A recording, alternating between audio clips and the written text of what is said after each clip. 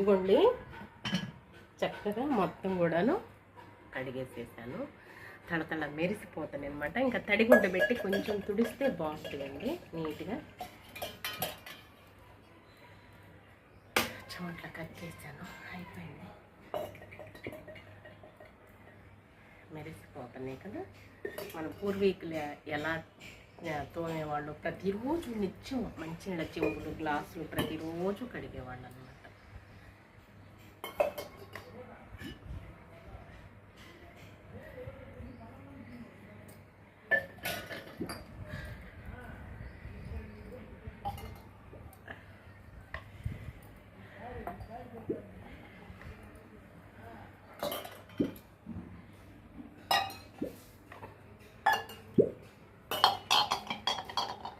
అవండి